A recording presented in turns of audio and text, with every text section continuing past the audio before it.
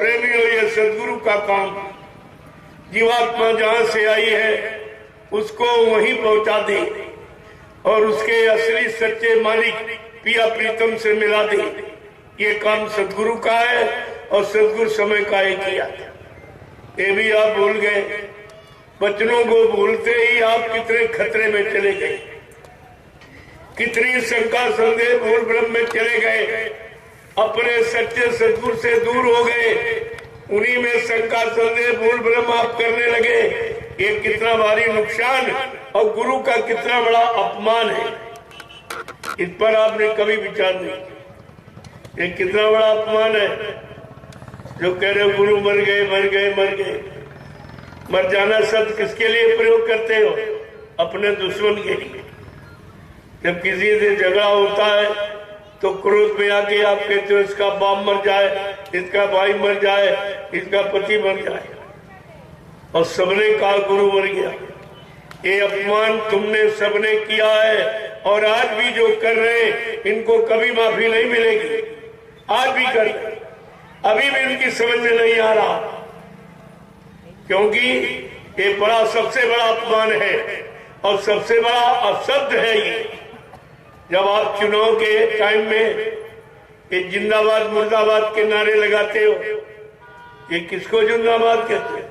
अपने प्रतिद्वंदी को मुर्दाबाद के नारों से घोषित करते हो। और बड़ा अपमान करना चाहते हो तो किसी चौराहे पर उसके नाम का पुतला जला देते। और तुमने तो गुरु का दोनों तरफ से अपमान किया और मुर्दा भी कहा और मथुरा में पुतला भी जलाया। कौन सा अपमान आपने छोड़ा, ये तुमको नहीं मालूम है? गुरु निंदा सुने जो काना, पाप लगे गौघास समाना। जो गुरु की निंदा करता या सुनता है उसको गौ हत्या के बराबर पाप लगता है। इस पाप के दोषी तुम सब लोग हो। तुमने सबने ये कहा है और सबने जो जिन्होंने किया और उनके कहने में आकर उन्हीं के पीछे चलकर तुम गुरु के अपमान में सम्मिलित हुए हो, लिहाजा ये माफी तुमको भी नहीं मिलेगी। इसीलिए दोबारा एक मौका आपको दिया गया। काल शक्तियों ने तो दोबारा मौका दिया ही नहीं, लेकिन दयाल शक्ति की हमदर्दी जीवन पर देखिए, एक बार फिर मौका दे दिया कि चलो एक बार इनको फिर बता दिया जाए, बच्चों की जानकारी फिर दे दी जाए। तो ये 10 वर्ष से लगातार ये गुरु बच्चों की जानकारी दी जा रही। यहाँ और कोई अपनी जानकारी, अपने मान सम्मान की जानकारी और रुपए पैसे धन दौलत मांगने लेने की जानकारी नहीं दी जा रही। ये दरबार है, दरबार से लुटाया जाता है, लिया नहीं जाता, दिया जाता है। यही बात आपको ध्यान में रखनी चाहिए। और दुकानों पर बिना पैसे का सौदा नहीं मिलता। जो दुकानें लगा दी गई, जब पैसा दोगे तभी सेवा दो, सेवा दो, ये दो वो दो, लेकिन ये कोई नहीं कह रहा ये लो ये लो ये लो। ये किसी ने आज तक तुमसे कहा? तो तुम लेने गए थे कि देने गए? गुरु दरबार में लेने गए थे कि देने गए? लेने गए थे और देने क्या गए थे? अपने पाप कर्मों की ढेरी।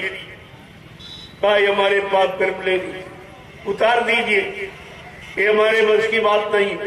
क्या विश्व में कोई ऐसा है जो जिसको 1 करोड़ रुपए दो और को हमारा एक पाप काट दीजिए? ये काम कोई कर सकता है? जो रुपए पैसे और धन दौलत से काम तुम्हारा नहीं हो सकता, वो काम सद्गुरु दाता दयालु ने अपने दर्शन देकर संत दरस जिन पातक करई, और संतों के दर्शन मात्र से पापों का क्षय हो जाता। इतना बड़ा काम तुम्हारे मुफ्त में हो रहा, तुम उसको भी नहीं समझ पाए। उसमें आपने अपनी बाधा खड़ी कर ली। अब ये काम तुम्हारा कौन करेगा? तुम्हें सत्संगों में कितनी बार सुनाया गया कि मुक्ति संत चरण की दासी। न मुक्ति पत्थरों में है, न कागजों में है, न पानी में है, न तीरथ में, न मूरत में। मुक्ति संत चरण की दासी, मुक्ति संतों के चरणों में है। और तुमने संत सद्गुरु के चरण और शरण सब छोड़ दिया, तो तुम्हें कहाँ मिलेगी? जहाँ सतगुरु को छोड़कर जहाँ गए हो वहाँ चरण है कि पैर है, ये भी नहीं समझ पाए हो। चरणों को छोड़कर पैरों पर गिर गए। ये कितनी बड़ी अज्ञानता तुम्हारा भूल भरम कि सतगुरु दाता दयालु के चरण शरण को छोड़कर तुम वहां पैरों पर गिर गए। अरे पैर तो घोड़े गधे के भी लगी।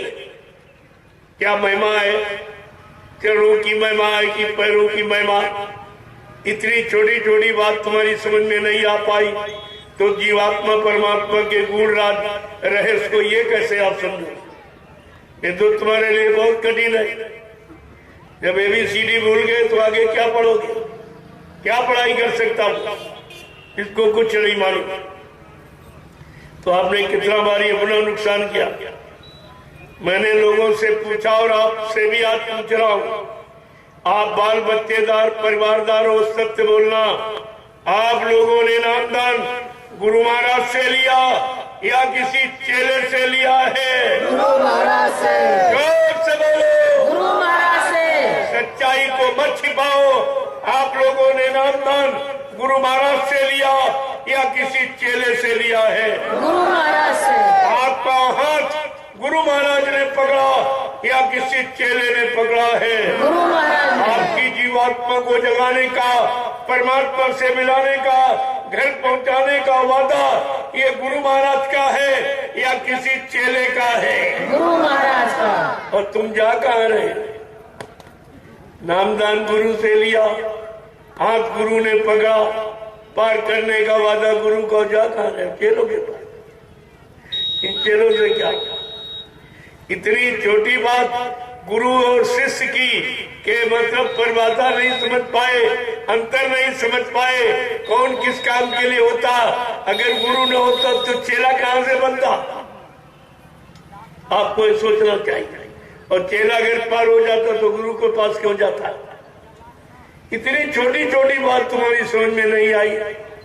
फिर तुम्हारा मथुरा जाने का, सत्संग सुनने का, दर्शन करने का, सेवा देने का, सेवा करने का, गुरु के वचनों का प्रचार करने का, गुरु से नाम दान लेकर सुमरन ध्यान भजन करने का क्या मतलब निकला? यानी सब धोखा, सब झूठ। क्या गुरु ने धोखा देने के लिए आपको नाम दान दिया था कि आप लोगों ने गुरु से धोखा पाने के लिए नाम दान दिया था? बाबा जी ने क्या कहा था? नामदान के वक्त भी वादा किया कि बच्चा मैं अजर अमर देश से आया हूँ, जब तक इन जीवात्माओं को अजर अमर देश नहीं पहुँचा लूंगा मैं चैन से बैठने वाला नहीं हूँ। जब तक मेरा एक भी जीव यहाँ रहेगा मैं बराबर मौजूद रहूंगा।